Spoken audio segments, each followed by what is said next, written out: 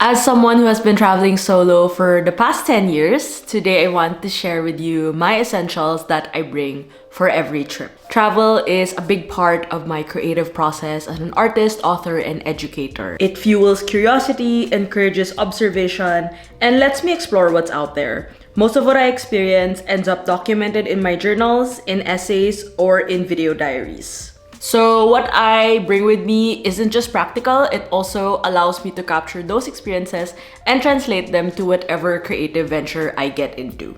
So here are my essentials and let's get right into it. First, we have my pocket notebooks. It's no surprise that I rely so much on compact items, which you'll see for the rest of this video, because I want things to be portable, but apart from that, roomy enough for me to jot down information, and a pocket notebook is definitely no exception. This is where I plan my itinerary, I write places I want to go, sometimes even the opening hours if I need to schedule the day before.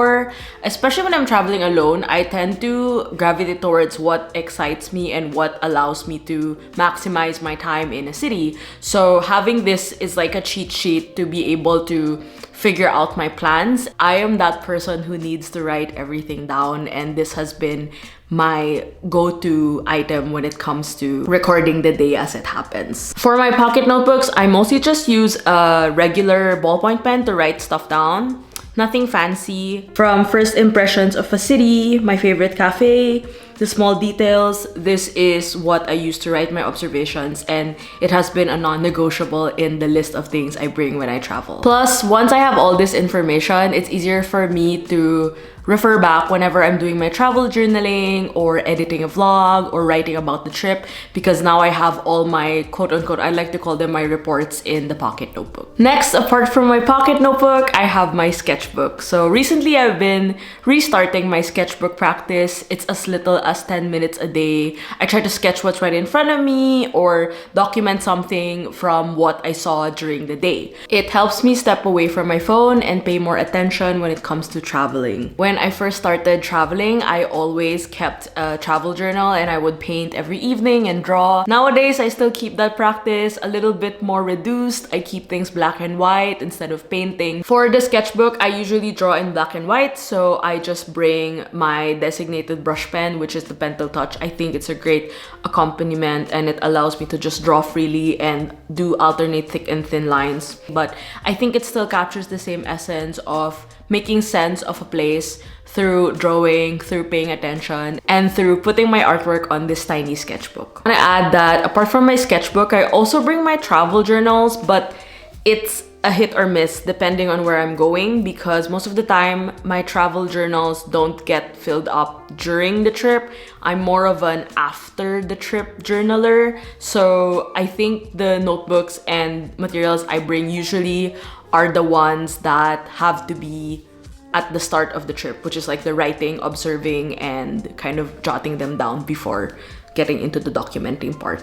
Of course, a lot of what I capture isn't just in analog, but also in digital, which is where my phone comes in. I am a big phone user, obviously, for the fact that my camera is there. I also use it for my maps and navigation. I rely a lot on my notes app to jot down things or like paste links and things like that. But this only really works if I have data the moment I land. Thanks to Airalo, who's sponsoring today's video. I'm really excited to be working with Airalo because actually I've been using their eSIM for the past few years that I have been traveling internationally. Airalo is the world's first and largest eSIM platform, which basically means you can access mobile data in over 200 destinations without needing a physical SIM card. Since it's an eSIM, I can just download the data plan I need for my specific trip and connect to my eSIM once I arrive to my final destination. I've used it on most of my international trips and it has always been a seamless process. You just load it up on your phone, pick a plan, and you're good to go. I don't have to look for a SIM card when I land or connect to spotty Wi-Fi because I know that I'm connected right away. Especially when I'm traveling alone, it gives me a bit more confidence knowing I can check directions, translate things, message someone immediately, or look up a place on the go. If you're traveling anytime soon, you can download the Airalo app and use my code Abbey3 for $3 off your first eSIM. Definitely recommend getting an eSIM. It makes your travel more seamless, less logistics, hassle-free, and of course, you'll get connected the moment you land. Travel with confidence, not confusion. Download the Airalo app today. And once again, use my code Abbey3 for $3 off your first eSIM and enjoy the journey. Of course, it's no surprise that I need to bring a camera with me whenever I'm traveling. My phone is good for photos, but if I need video, I definitely rely a lot on my DJI Osmo Pocket 3. It's a handheld camera and it's really lightweight. And what I like most about it is it doesn't really look like a camera. I actually get a lot of questions from people when they see me and I'm traveling around like, what is that? Well, it's actually a camera. I use it a lot for my video diaries here on YouTube. I also use it a lot to capture short form content because I can tilt the screen. I also sometimes bring a mic with me. It's super convenient. And because of its slim size, I can just chuck it in my backpack and I'm ready to film. I actually have a pretty simple setup. I just keep it in the original case that it came with. And then I have this like silicone stand at the bottom to have a little base. So whenever I'm filming myself, I usually just put it in a random corner and then you'll just see me kind of like walking around. So I try to be playful with that and I love that this camera allows me to get creative and enjoy the process as well. Of course, another thing that I need is a bag. I actually am a huge backpack girly. I don't know why, but I think the logic of just being able to carry a lot of stuff in my back and have it equally distributed is something that has appealed to me for the past 10 years. I've always just carried backpacks with me.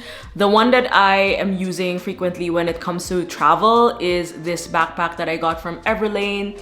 It's very non-branded, if I could say the least. But what I love about this while I was looking for backpacks was that there is a laptop compartment, there are a lot of zippers, and it is neutral enough that matches my outfits. As you can see, I kind of dress a certain way, just neutral colors most of the time. And I also love that it's not so bulky, especially when it doesn't have stuff inside it. And when you start filling it up, you'll realize how roomy it is.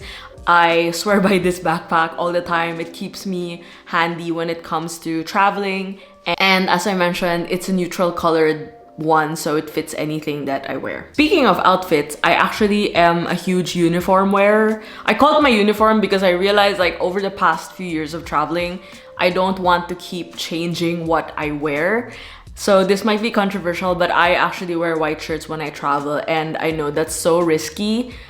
Can you imagine all the things that would spill on the shirt? But let's not get to that. So usually I'm in a white shirt, something comfortable.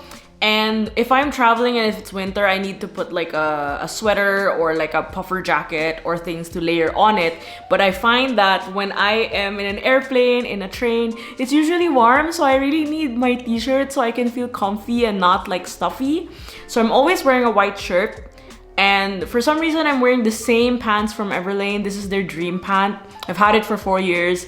This is like an army greenish color, olive green. I just wear it and it's like a mix of trousers but with jogger fabric. So it feels comfy but also a bit dressy. I don't know how to explain. I'm not really a fashion person.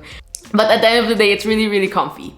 Apart from that, I always bring my cardigan. So I have this cardigan that I wear a lot and it's just really comfy and it's enough layers to keep me warm, but not too warm.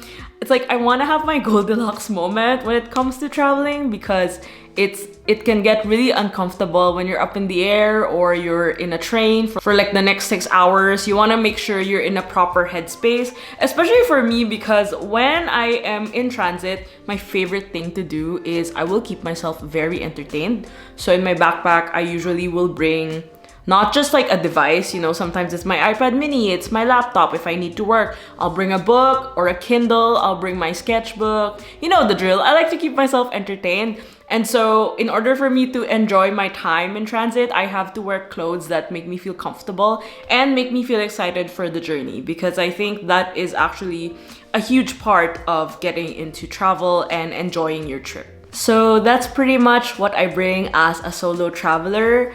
I try to bring only the things that I really need, but obviously depending on the trip or how long I'll be gone, I'll bring things that I know would be useful for the time that I'll be away. One thing that I highly recommend is, if you are traveling solo, is to really understand your patterns and behavior as a traveler. I think that will really allow you to figure out what you really need to bring, and also how you can tune into yourself and make sure, of course, to enjoy your trip, which I always talk about, because solo traveling is a really fun endeavor, especially if you set your expectations and also allow yourself to explore this different side of you. Traveling with friends is great. Traveling by yourself is a really, I would say, like, enriching experience, especially if you would like to get to know yourself more and be in your own company. I would love to know what you bring when it comes to travel and how you organize yourself when it comes to trips.